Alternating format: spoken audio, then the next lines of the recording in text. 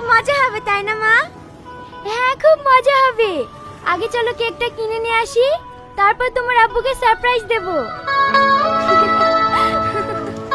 মা মা, ওই দেখো আব্বু।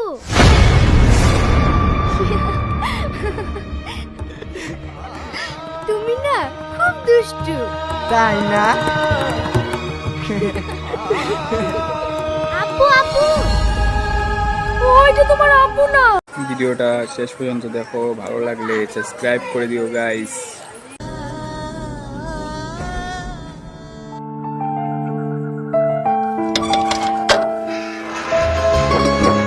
তুমি এসো, হ্যাপি বার্থডে। এত কিছু আয়োজন করার কি দরকার ছিল? তোমার বার্থডে আর আমি ঘর সাজাবো না। তুমি বসো তো, আমি মাইকে ডেকে আসি। তোমার জন্য অপেক্ষা করতে করতে ঘুমিয়ে পড়িছে। না না থাক, এখন আর বুড়িকে ডাকতে হবে না।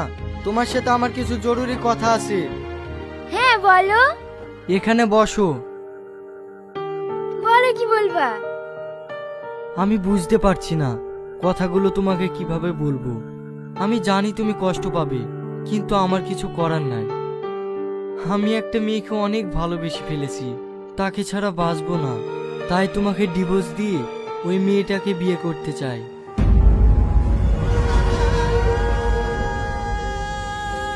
ডিভোর্স পেপারটা এখানে রেখে গেলাম, সইটা করে দিও। আর আমাকে ছাড়তে তোমার কত টাকা লাগবে সেটাও বলে দিও।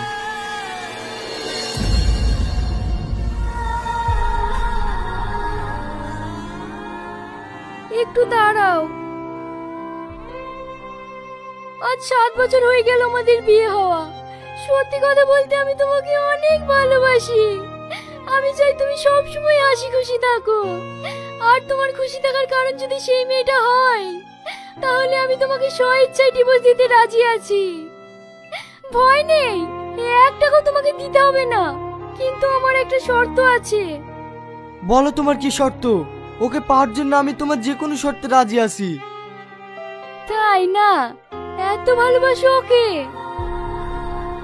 আচ্ছা ঠিক আছে, আমি তোমার সঙ্গে 10টা দিন চাই। পারবে আমাকে দিতে? 10টা দিন মানে?